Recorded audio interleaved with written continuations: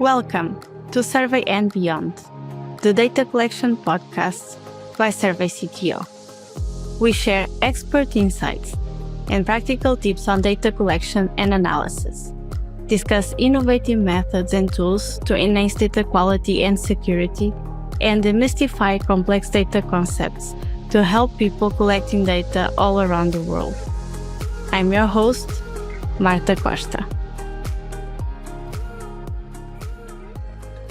Joining us today are two remarkable guests representing the Community Health Impact Coalition, a global network of community health workers and healthcare organizations in over 60 countries. This coalition is dedicated to making professional community health workers the standard worldwide by driving changes in guidelines, funding, and policy.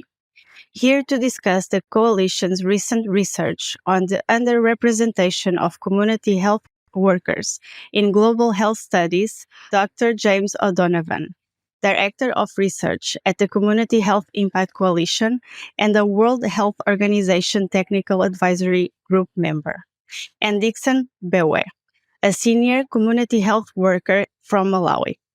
Together, they will share insights into this critical research, highlighting the systemic inequities community health workers face and how to ensure their contributions are recognized. Welcome, James and Dickson. Thanks, Marta. Appreciate you having us on the podcast. Thanks so much, Marta. Thank you. So let's kick off the conversation. James, your recent study highlights the significant gaps in the recognition of community health workers within the academia. What first inspired you to investigate this issue, and why do you think this issue persisted for such a long time? Thanks, Marta. So taking the first part of your question, what first inspired the coalition to investigate this important issue? I think there were three main roles. So firstly, we know that community health workers play such an essential role in delivering global healthcare internationally. They often deliver vital services in last mile areas, but they're often overlooked. So recognizing the essential role they play, we did also notice there was a disconnect between practice and policy. So many coalition members and independent researchers who we spoke with noticed there was kind of a striking mismatch.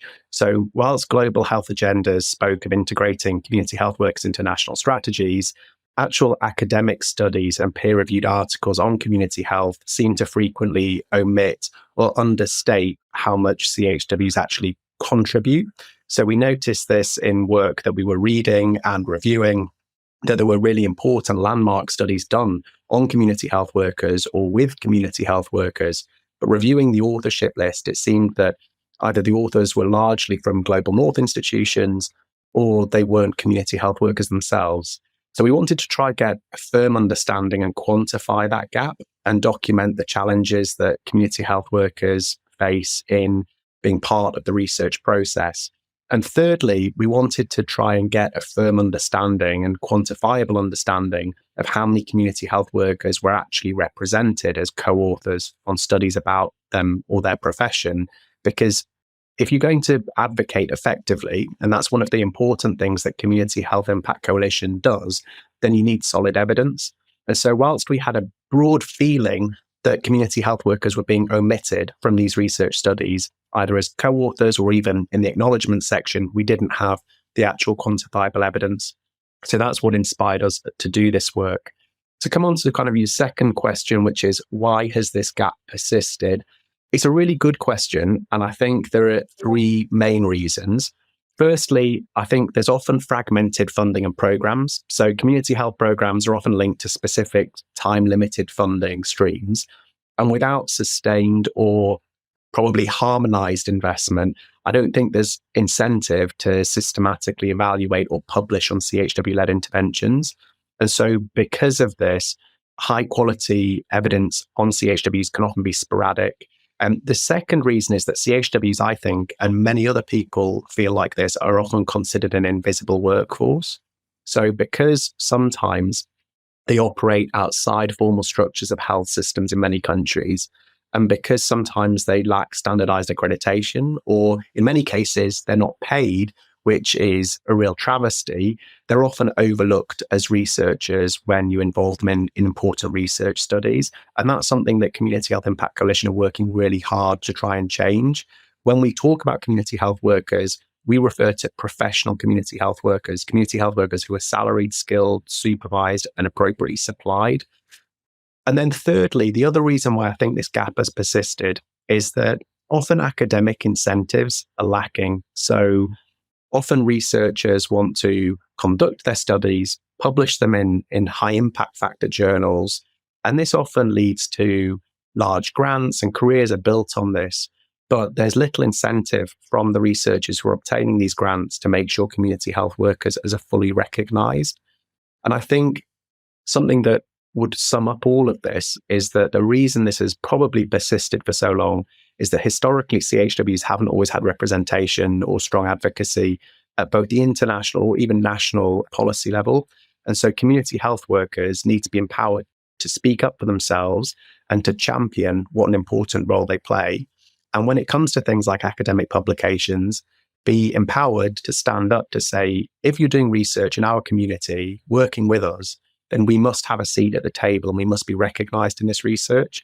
And so I think this study that we're going to talk about today is so important in trying to change that narrative and actually empower community health workers to speak up, and also make sure that researchers who are carrying out this work know that you can't work with community health workers without fully recognizing or acknowledging them. So, Dickson, as a community health worker for nearly 2 decades in Malawi, and someone that had an active play or a role in the coalition's research, how would you describe the contributions that community health workers like yourself make to research, and why do you think it's so important to recognize these efforts?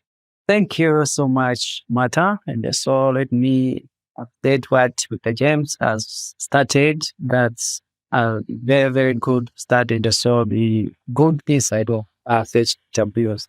Just to go straight to your question, for me as a CHW who has been involved in research, and also I know for the future coming, more CHWs will be also involved in this. The first thing that I will mention is that being involved in research has made me to be self-confident. The process of research starts from planning, data collection, up to implementation. So as a CHW being involved in this activity, the first thing is to have my knowledge extended from where it was to add to a certain level. So that's one thing that I would say is a great achievement. And the other thing is that we are able to contribute so positively, but being that we are the ones who are deep down in the communities. We know the problems of the communities. We know what is needed by the communities. We know what is not needed by the communities. And also we know what policies would change community health activities. So in this regard, being involved in research is like we are using the right to bring up all the issues in the community and also to get the right solutions for the problems that are faced by the communities. And also we are able to know what would be the best ways of solving these problems, and also what funding can help to reduce or to eradicate every problem that is found in the community. So in this, I think it's a very, very good thing to us HWs. It also helps us to get recognized through social medias and also the different platforms that these research findings are based. So in summary, it's a very, very good achievement for us, and also a milestone for us to get recognized and also to get sharpened our skills in knowledge. Thank you so much. So based on your study, only 15% of research studies on community health workers include them as co-authors, and almost 70% fail to acknowledge them entirely. So I'm curious, from both of your perspectives, James, on you I'm curious, what is the impact of this lack of recognition in research outcomes? And then Dickson, I'm curious to hear your perspective on the impact on the community health outcomes. So maybe, James, we can start with you. Yeah, thanks, Marta. So I think you've raised a really important statistic there. Out of the hundreds and thousands of research studies that were done with or on community health workers, only 15% had them as co-authors. And I think that's an absolute travesty, because we also found that CHWs were actually the ones who were doing the vast majority of data collection in these studies in over 50% of cases. And so to work with community health workers, but then fail to give them credit for the actual work they have done is a real problem.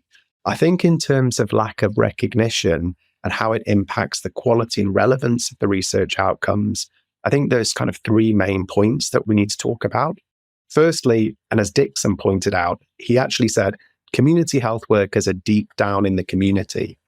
I think it sums it up really nicely, because community health workers are the ones who are there doing the day-to-day work.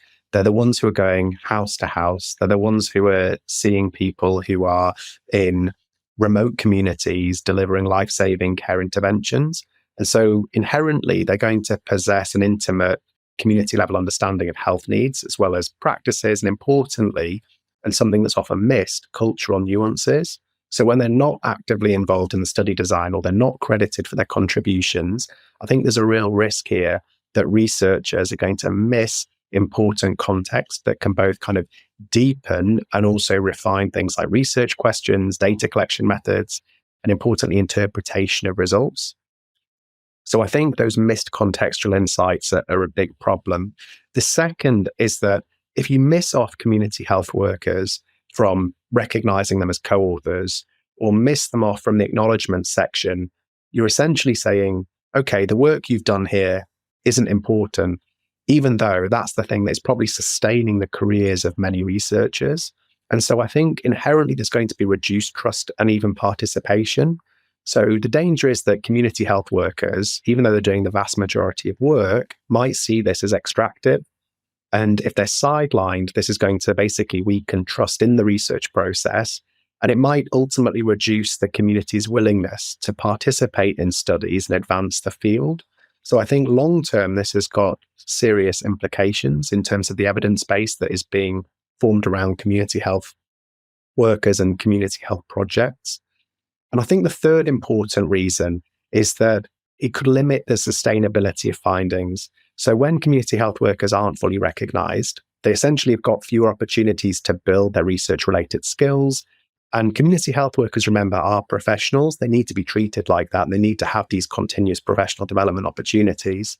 And so by actually participating and being recognized in the publications, it does help community health workers become better equipped to both be researchers and also develop these continuous professional development skills. But importantly, I would say probably translate the findings into actionable plans locally. And so that might therefore improve the likelihood that the interventions are maintained and scaled, because ultimately the community health workers are there in the community and they're remaining and staying in the community long after many research partners have left. So I think the three key things are missed contextual insights, reduced trust and participation, and finally, I would say limited sustainability of findings and long-term likelihood that the interventions are maintained. So, Dickson, how do you think this lack of recognition impacts the community health outcomes? Yeah, thank you. That's a very, very good question. As it has already been said that as CHWs, we are deep down in the communities, and so we are direct contact with the communities. So we are the first persons to know the problems of the community. And also we are the first persons to treat, to advise, and also to provide the right services in the communities. So if these CHWs are not involved in our research activities, it means we are missing the right information. We are missing the right activities that would be offered to the community for them to benefit a lot. So I think sometimes some people would just sit in the office and maybe suggest some of the activities or some of the interventions that they will take in the community so that they can help the communities. But some of these activities are not accepted by the community just because they don't fall of what they need in the communities. So for the communities to get what is right for them, the first thing is to involve the CHWs for research, and they have to find out what is important for them. So they have to find out how best they can be serviced by those activities.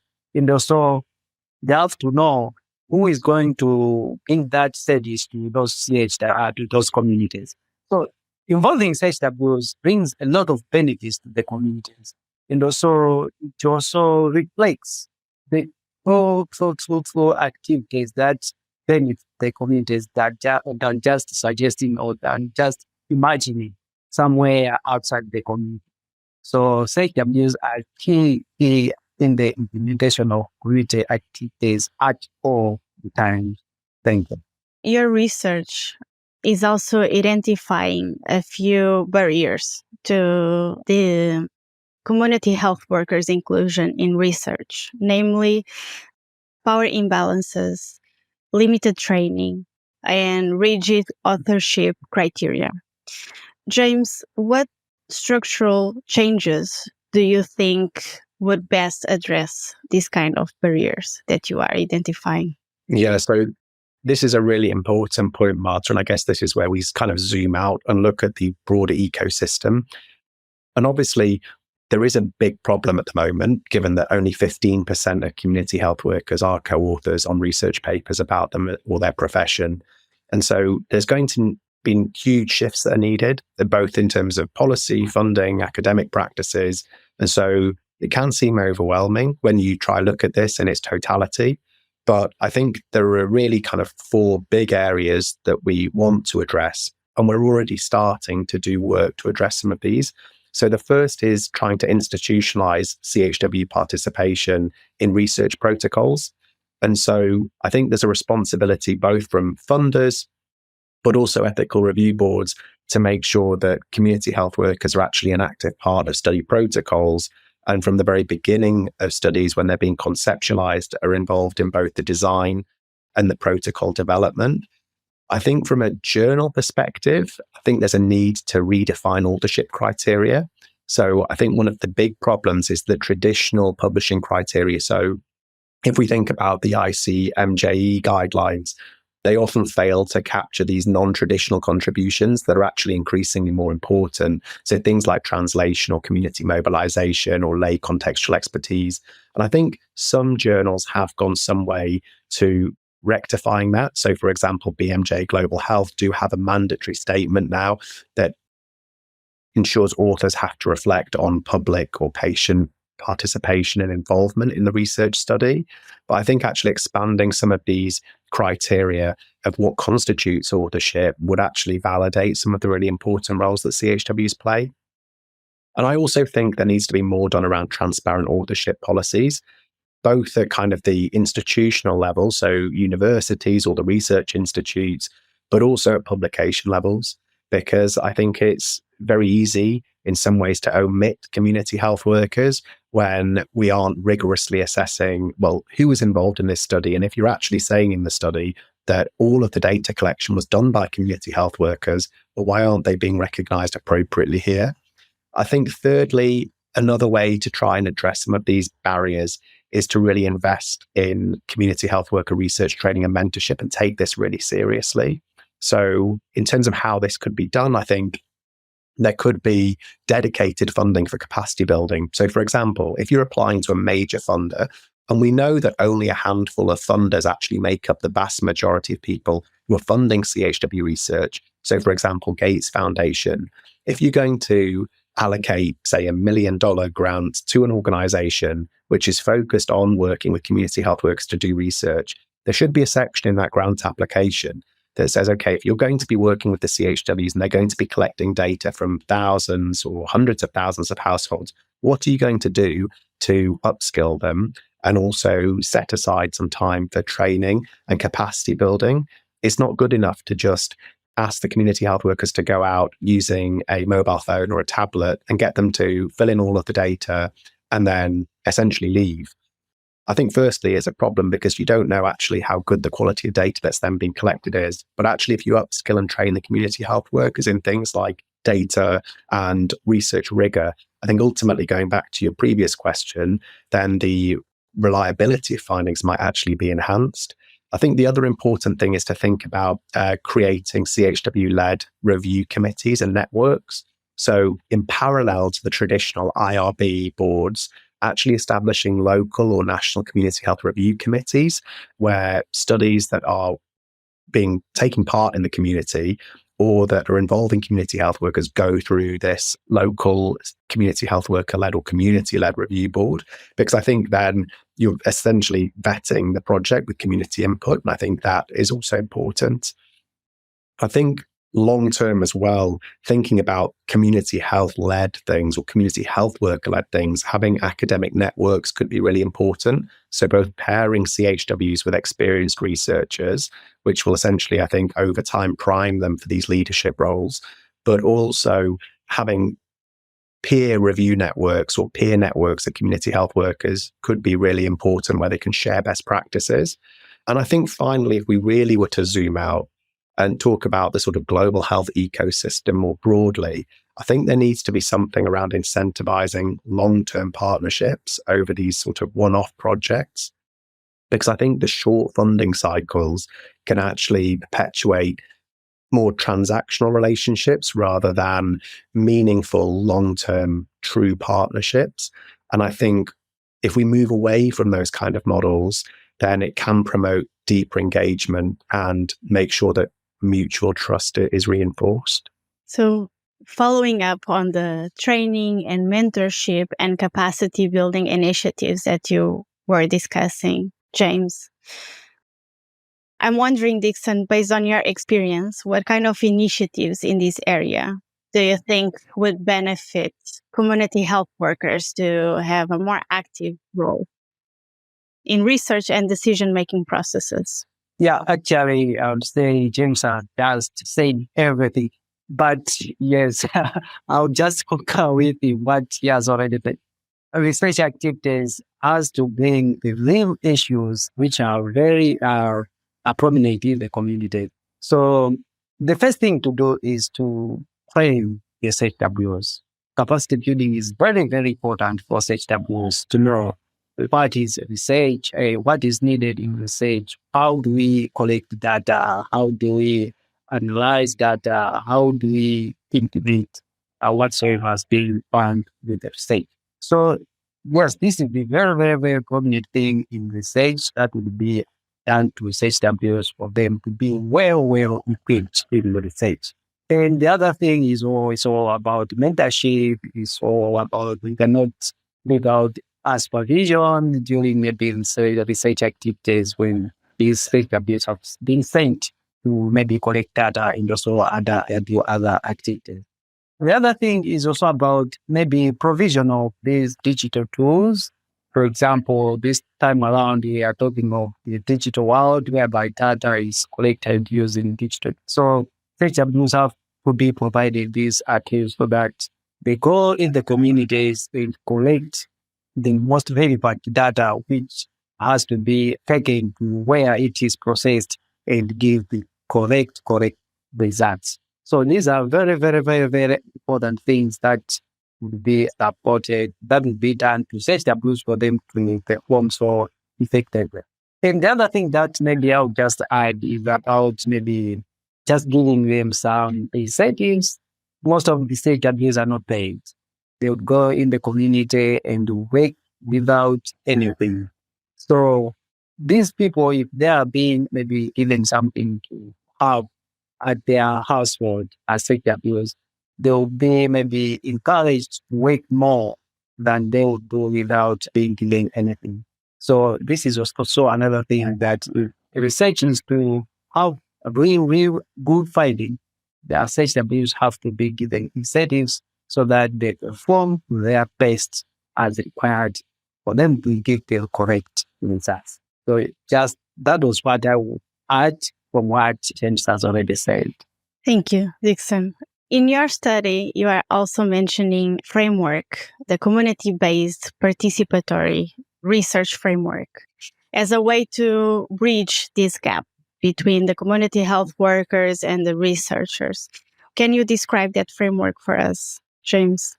Yeah. So essentially, community-based participatory research, or the shorthand of this is CBPR, is a broad collaborative research framework, and it aims to involve communities and researchers in all aspects of the research process. So unlike more traditional top-down models, CBPR essentially prioritizes what we call shared decision-making, and it also therefore encourages more mutual respect between both the academic and community partners. And I undertook a CBPR approach as part of my PhD work. And something that really struck me was that by having research that is led and driven by the community, it's much more likely that those findings are going to be taken on board by the community, but also that the project is going to be sustained in the long term. So for me, that was like a really transformative experience, because I worked with 20 community health workers in a very rural area of Uganda.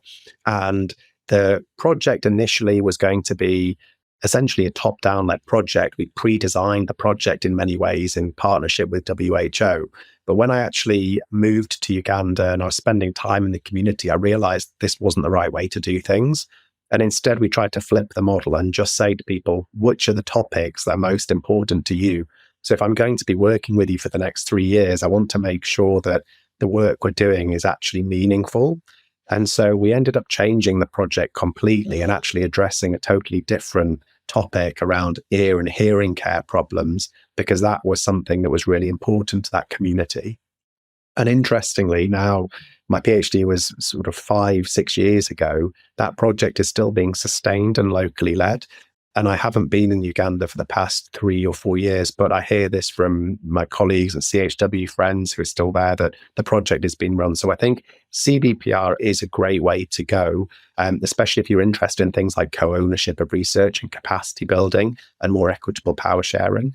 I think in terms of trying to make sure that the CBPR model is adapted for a meaningful engagement, I think really one of the key things is just incorporating CHW leadership from day one. So this means making sure CHWs co-design the protocol. It's not a protocol that you're bringing in and that they're then having some input on. It has to be co-designed.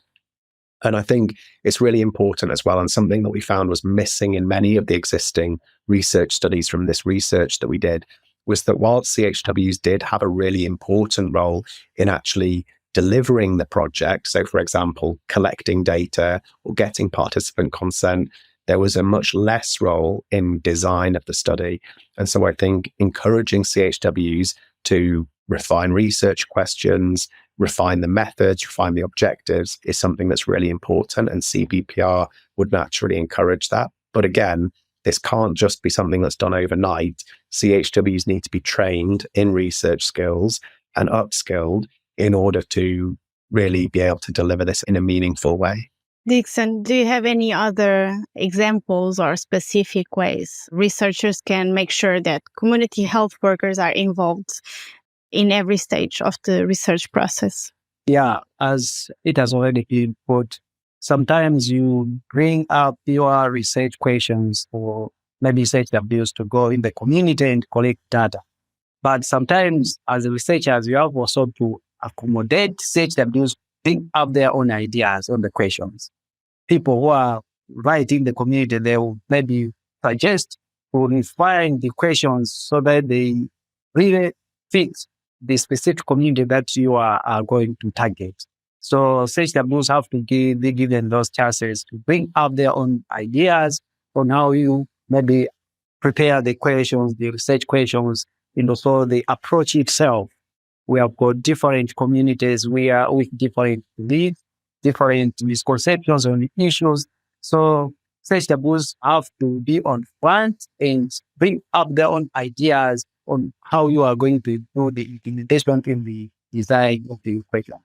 Again, I've already mentioned this about train them on how we are going to implement the activity.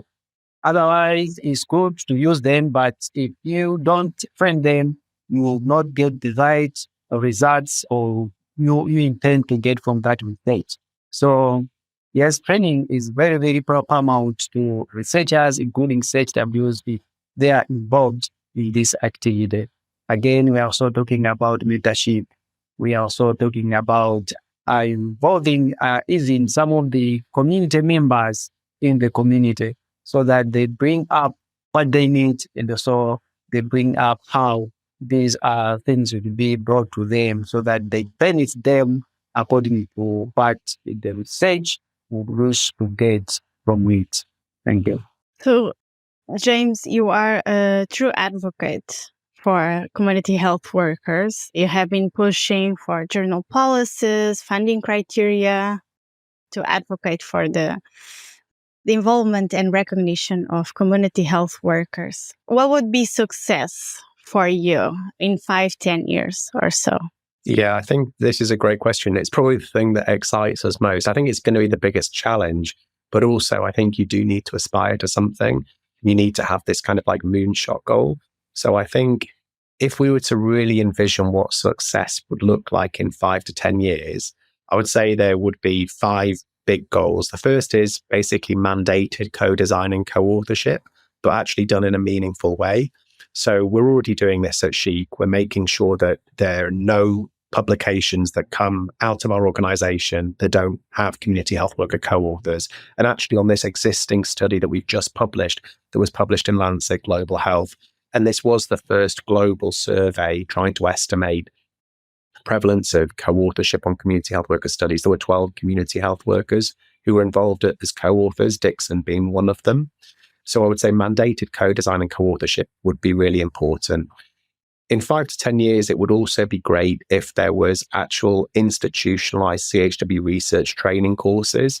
So, for example, the organizations that we know that fund the majority of CHW research might have developed their own training courses for community health worker research upskilling. And I think that would be one of those barriers that could be removed. And I think there's a great opportunity for someone to stand up here and say, look, we know this is important. We're going to go and we're going to co-design a research training course for CHWs. There's already been some really interesting work done in the States by some of our collaborators and partners, NYU, who've developed some research training for community health workers in Brooklyn. And there's also other work going on in the States around this. But I think internationally, there could be more that could be done. I think the third thing is having community health workers regularly participate in research meetings. So that means presenting the work internationally. I would love it if community health workers went to some of these big global health conferences and they presented the work, either poster presentations or oral presentations. I think for networking, I think for professional development and also personal development, I think that would be one of the things that would be fantastic. I think one of the big challenges there is essentially visas. So recently at the Rue Prize ceremony, so Community Health Impact Coalition and our CEO, Madeleine Ballard, were awarded the Rue Prize. And as part of that, the following day, we went to the London School of Economics, and Dickson and I were fortunate enough to give a talk there about some of this work. Unfortunately, one of our colleagues, Prosy from Uganda, wasn't able to be there in person because her visa was denied. And so, again, it was a fantastic professional development opportunity for Dickson. Prosy did miss out on that aspect. And while she called in virtually, I think there isn't really a substitute for being there in person. I think the other thing that we would love to aspire to is trying to get journals and advocate for journals to evolve their authorship guidelines. So thinking about the traditional authorship guidelines, how can those be adapted to recognize those kind of non-traditional but essential roles CHWs play? And I think finally, making sure that there's funding opportunities. Ultimately, we can't do research without funding, and we need to make sure that global funders and funders of research are presenting opportunities for CHWs to apply for their own research grants, for example. There is some really interesting work being done again in the States by the NIH SEAL, or Community Engagement Alliance, and they have kind of tried to flip the model. So instead of institutions applying for funding, and then partnering with community health worker or community-based initiatives. Actually, the community-based initiatives can apply for funding, and then they retrospectively can partner or in the process partner with an academic institution, for example. So I think there's a lot of work to be done, and there are some big structural barriers in place. But I think the first step is flagging this, and now it's the work of the community to try and move towards this big ambition. Dickson, based on your experience, and you already spoken in international conferences, just like James were mentioning, what role do you think global advocacy platforms play in amplifying community health workers' voices? Yes. The first thing that I would mention is that speaking at an international event, that's very, very, very big recognition to CHW, because it has never been there. CHWs will sit or be in the community while someone, top official, is presenting something on his or her behalf, which is not good. So speaking at an international event is a very, very, very great chance to for CHW, because they are able to air out all the problems that they face in the communities. And also the international donors, funders, partners, they're able to hear the right information from CHWs, because they are the only person that will say the truth about the communities. So through this, they are able to say something which is so positive to the donors that they would maybe change the policies. They would also maybe increase funding. They also maybe explore some of the ways that would be better for the communities to get the better services that are offered by CHWs. So yeah, it's a very, very, very big opportunity for the CHWs and also the communities at large, because all the people, international community will understand what are the problems of the communities. They will also understand what are the best ways of solving those problems. They also understand what is not necessary for the communities, and also what is necessary for the communities. And also, again, they are also able to hear what are the problems of the CHWs.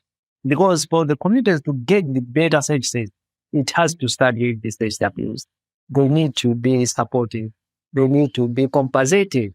They need to be paid. They need to be supervised. All these things has to be said at the international event. So it's a very, very great chance, because donors, funders, they are able to hear what is deep down in the communities through at the horse's mouth, which is a CHW. So changes will come maybe very quickly than somebody talking, which is not a CHW. A CHW will be trusted more than any other person who can talk about the community. So it's very, very important. And the message which is coming from the CHW is more amplified than any message that can come from anyone who is not a CHW. So it's very, very important to have these speeches by the CHWs at the international meetings, international conferences, so that they speak what is living at the ground, as they are also very, very much connected with the communities. And they know the problems of the community and the best solutions for the communities to be said so effectively. Thank you. So now I have a question for both of you. We have been talking a lot about authorship as a way of recognition for community health workers. But based on your experience and your perspectives, what alternative forms of recognition or incentives would you propose to show the value of community health workers, even outside of the academia? Yeah, I think this is a really important question. Again, trying to conceptualize community health workers as professional health workers, not volunteers, but professionals. I think we need to make sure that they have formal credentials and clear career pathways.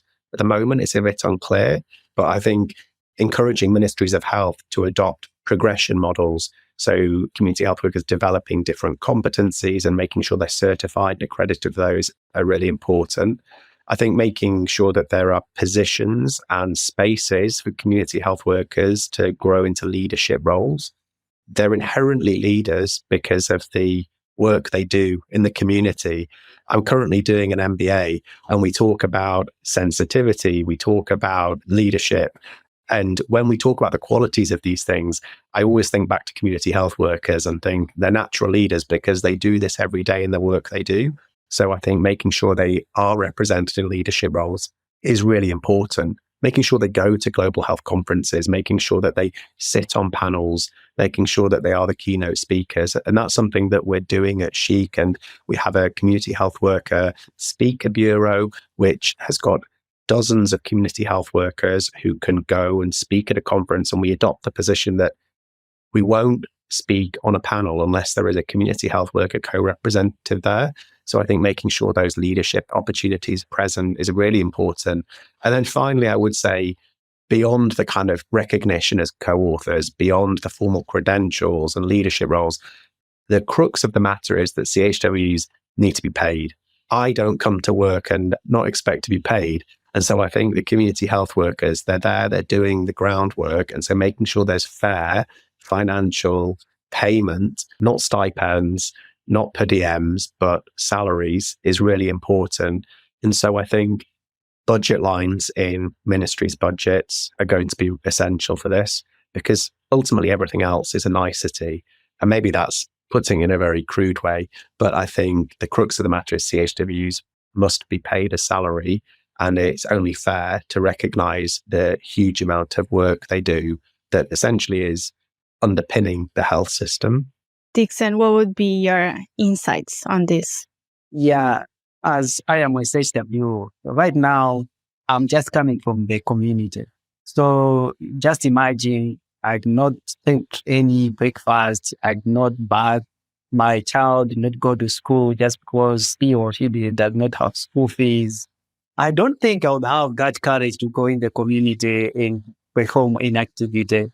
The only thing that I will do is to sit down at my home and think, how can I eat? How can I get school fees? So these things will maybe make CHWs not perform as expected in the community. So the first thing is to pay CHWs. They need to be paid. This is no time to work as volunteers. Maybe just to mention a few activities that CHWs do. They do vaccinations. They do nutrition screening. They do home visits. They do maybe disease surveillance. They do a lot of things that they do CHWs. So you can imagine somebody is doing all these things, going in the community and not being paid. That's not fair. It's not fair. So the first thing is for the CHWs to be paid. So, CHWs are community doctors. So being a doctor, the title itself has to match what you are doing in the community. What is it now? CHWs have to be trained. And we know it's not an issue of the training that maybe Dr. James has gone, being a doctor, no, but the title itself in the community is being a doctor, community doctor. CHWs have to go at least a sufficient training that will match all the activities that are being in the community. They have to know what is all about the disease surveillance, what is all about data collection, what is all about nutrition screening. It's not an issue of just taking a CHW, sending in the community without any knowledge. That will not provide any positive results. So CHWs have to be trained and also have to be supervised. Well, sometimes you can go in the community, you cannot do the best of what is needed in the community. But if someone comes in and sees you are away, will maybe correct you where things are not going good, and also will guide you the best thing, how we can do the thing. And also supplies is an issue that also has to be looked into. CHWs would go in the community without supplies. They just be moving around in the community without giving any services. So we have to be supplied so that if the communities need maybe vaccinations, we have to vaccinate them. If CHWs, when you need maybe something about vitamin A, or maybe the deworming, they have to get the services right away in the communities. Again, we have also been given the protective wears. Because if you are going in the community, you are at the risk of maybe getting infected with different infections. So when CHW goes in the community, has to be quick with PPEs and do all those things that will protect his or her life from getting different infections. So just to mention these few things, there are just many, but those are very, very key things that will be very, very beneficial to CHWs to perform better in the community. So as we conclude, I think we have all learned today a lot about the systemic barriers facing community health workers and a lot of the steps that we need to make to overcome those barriers. For all our listeners listening today, particularly those working in global health, what would be one actionable step you would recommend them or advise them to take to make sure that community health workers are meaningfully included and recognized in future research initiatives? I'll go first because I'd like Dickson to have the last word. I would say there was one thing out of everything we've covered. I would say mandate CHW engagement and compensation from the beginning. And the easiest way to do this is to have a specific line item in any research grant or any research proposal that's going to go to a funder. And it should require evidence of CHW involvement in the study design as the first thing, execution and authorship, but importantly, a clear budget allocation for their participation. And I think Dickson has summed it up with his life experiences that he has to be paid for the work he's doing. And you could probably hear earlier in this conversation, his hens and chickens are in the background. He's probably going out later today to do some home visits. And he's the one who's doing the real hard work here. So yeah, make sure there's clear budget allocation that's appropriate and it's not just tokenistic for their participation. And Dickson, I'll hand it over to you. Thank you, Dr. James. Yes, maybe just to add what you have already said. Yeah, it's a matter of being compensated. I already talked much about the CHW, what he does or she does in the communities.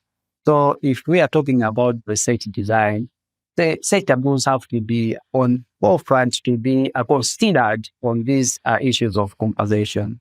Because if we are not compensating a CHW to do a research, maybe a research activity, we will come up with not real issues in the community. Because one would just sit down somewhere and say, that's because I don't have anything in my pocket, I'll just cook these figures and bring them back to where it is needed. So we need to empower the CHWs with something and setting that will make them realize that they are doing the right job that is there to help CHWs, to help the communities that they serve so that they can get the right services from the CHWs. Or the results from the research can be translated to be good or bad, maybe through the way of maybe data collection in how it has been analyzed.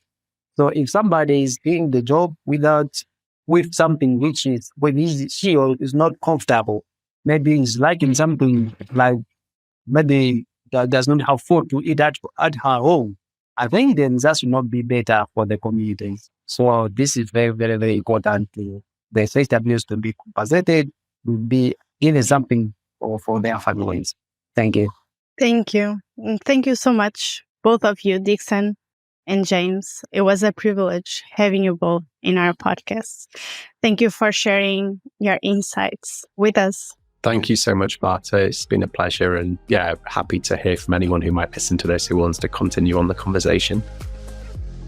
Survey and Beyond, the data collection podcast, is brought to you by Survey CTO. To find out more about Survey CTO and how it ensures reliable, secure, and scalable data collection, visit www.surveycto.com. And make sure to search for Survey and Beyond, the data collection podcast in Apple Podcasts, Spotify, or anywhere else podcasts are found. Make sure to click subscribe so you don't miss any future episodes. On behalf of the team here at Survey CTO, thanks for listening.